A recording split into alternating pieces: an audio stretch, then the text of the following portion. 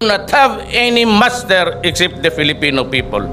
Nobody but nobody. Anang pamilyahan na para hinog, undang namog panghadlok. I will wipe you from the face of the earth.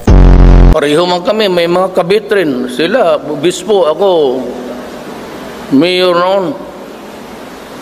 Mga pare, putang ina, buisit. You know, United Nations, if you can say one bad thing about me, I can give you 10. My campaign against drug will not stop until the last pusher and the last drug lord are ginanon ako, and every time they said, we will cut our assistance. Sabi ko sa kanila, putang ina ninyo, wag mo kaming gawing aso. Who discovered the Philippines? The answer was Magellan. Anak na. Kung ako ang presidente noon, sampalin kita pag ginawa mo. Sabi nila, ako daw ang pinaka-unpopular sa international press. Wala akong pakialam, putang ina ninyo.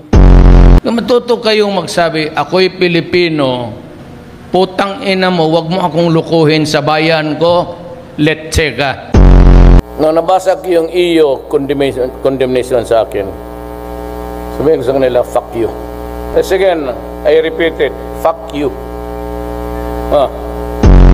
I was a prosecutor once, but if somebody raped my daughter because he was hooked into drugs and killed my daughter, my God, I will kill you. Let it be known to everybody.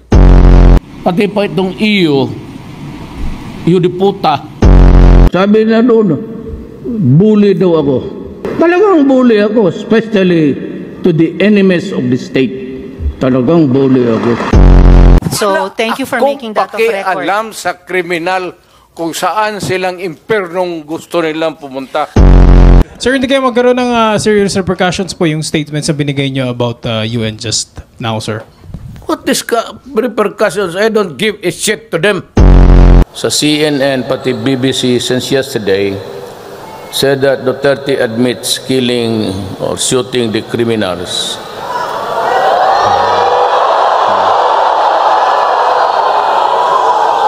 Hindi sila nagkamali. Putang ina, papatayin ko talaga magagawa. You make your own history in this planet. Yes, Mr. Yun Chair. ang gusto nilang mangyari. Doon sila sa impyerno at doon tayo magkita. Wala namang jurisdiction ng Senado sa impyerno. Dito lang sa bansa natin pwede tayong mag-investigate. Doon tayo pupunta. Wala po akong ambisyon pumuntang impyerno pa. Pero Mr. Chair, ang punto lang nito. Season, yung ospital mo, wala kang bayad-bayad.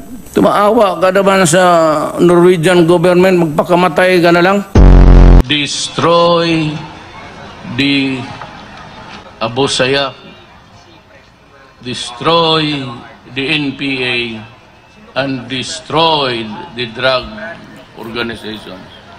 If destroying is killing, if you're interested to know, yes, better. When you bomb Syria and Iraq, and you kill communities, and you kill children and old people and hospital, what is it? And why is it that United States is not doing anything? I do not read anybody in that stupid body complaining about the stench there of that. There is always a time for everything.